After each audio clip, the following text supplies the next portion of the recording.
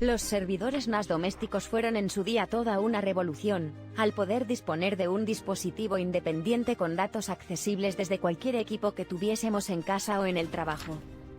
El Verbatim Gigabit NAS 500 era una solución que nos ofrecía el afamado fabricante alemán para entornos domésticos.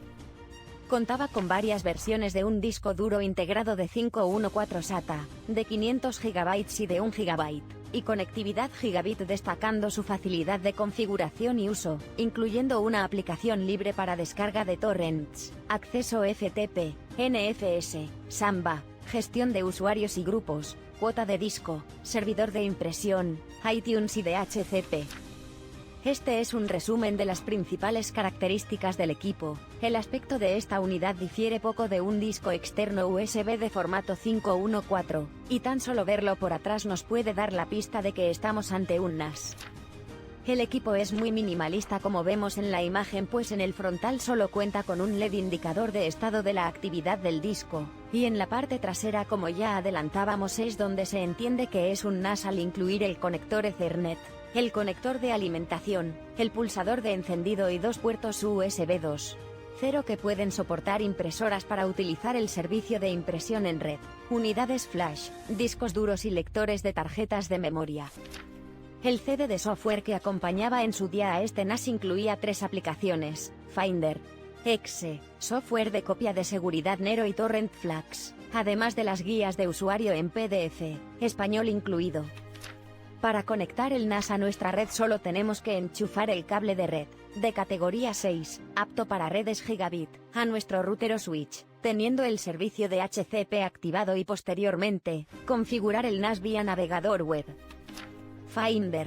Exe es una aplicación para Windows que puede localizar todas las unidades NAS Verbatim de nuestra red, mostrando así su IP, pero lo normal es con el nombre, Verbatim NAS, podemos acceder a la interfaz web. Después de que la unidad configure su IP, podremos ver la unidad en nuestro equipo como Verbatim NAS con 3 carpetas predefinidas: admin, invitado, recurso compartido y público.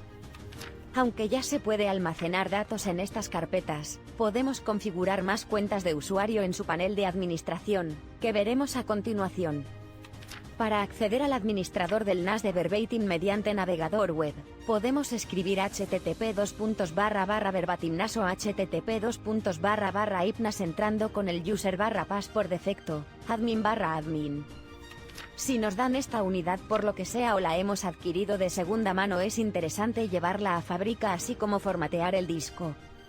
Si lo llevamos a fábrica, estos son los pasos a seguir. Realizaremos una configuración rápida inicial para ajustar parámetros como el idioma, contraseña, nombre de host, dirección IP y hora. Podemos dejar el modo de DHCP activado. El NAS tomará automáticamente la IP que le otorgue nuestro router, o utilizar una IP fija. Es aconsejable utilizar este último método, ya que, según el número de dispositivos que conectemos, el NAS puede cambiar de IP frecuentemente. Al concluir la configuración rápida, se nos presentará un resumen con todos los parámetros básicos que hemos cambiado. Es aconsejable crear un nuevo usuario, dejando el admin solo para tareas de administración. Para ello vamos, mediante el botón de configuración rápida, a añadir usuario. Añadiremos el nombre, contraseña, pudiendo crear una carpeta privada y una cuota de disco. Podemos introducir al usuario en un grupo, por defecto solo viene guest share o recurso invitado, después crearemos un grupo nuevo mediante el mismo método pero con la opción añadir grupo. Una vez realizado esto, podemos bien añadir ficheros en la carpeta guest share, accesible para todos, o crear un recurso compartido, o carpeta compartida, a la cual solo podrá acceder el /los usuario /s, o grupo /s, que le hayamos indicado, con permisos de lectura y o escritura. También podemos habilitar el acceso FTP, NFS y Samba. Además de todo esto, el servidor NAS de Verbatim dispone de 2 puertos USB mediante el cual podemos conectar una impresora, teniendo así un servidor de impresión. Una vez conectada la impresora, dentro del entorno red podemos ver la impresora. Cuando cliquemos en ella, el sistema debería pedir instalar los controladores necesarios, pudiéndose usar desde cualquier equipo de la red. Como ya hemos comentado, este NAS ofrece acceso FTP, que ofrece un control total sobre los recursos de cada usuario, pero ojo usar como protocolo FTP ya que FTPS no está soportado. Pasando al apartado de administración, podemos desde formatear el disco, viene por defecto formateado en ext2, en ext3 o FAT32, recordamos que este último no soporta las cuotas de disco, hasta actualizar firmware, importar y exportar la configuración del NAS, así como instalar nuevos servicios. Por cierto, en el apartado de registro disponemos de completos logs sobre registros Samba, FTP, DHCP, sistema y administración, con alertas de notificación vía email. Aunque el disco incluido en el NAS es de calidad, con el paso del tiempo estos se convierten en muy ruidosos y grandes consumidores de energía, por lo ideal es sustituirlo por otro en formato 312, los de portátil, o incluso uno del tipo SSD.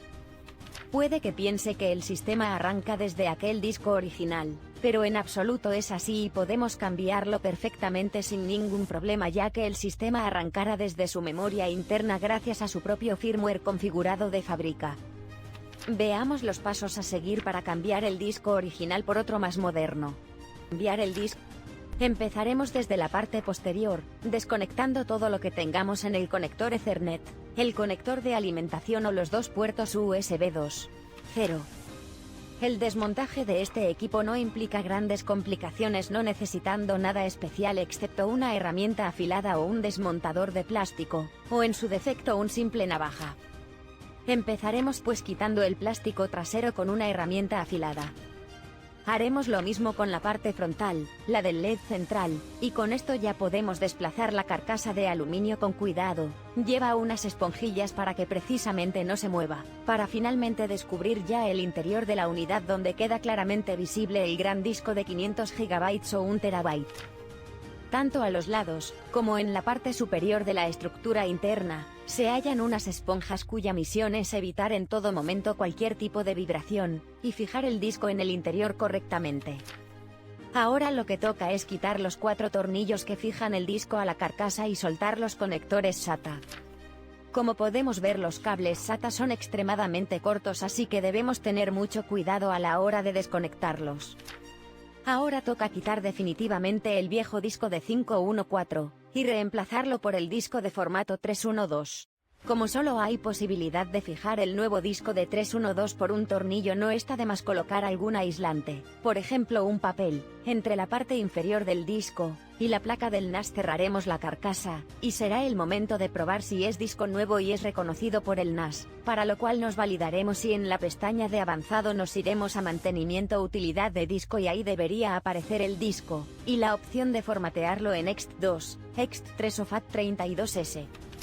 Una vez formateado el disco para saber el tamaño y el nivel de ocupación nos iremos en la pestaña de avanzado a sistema uso del disco.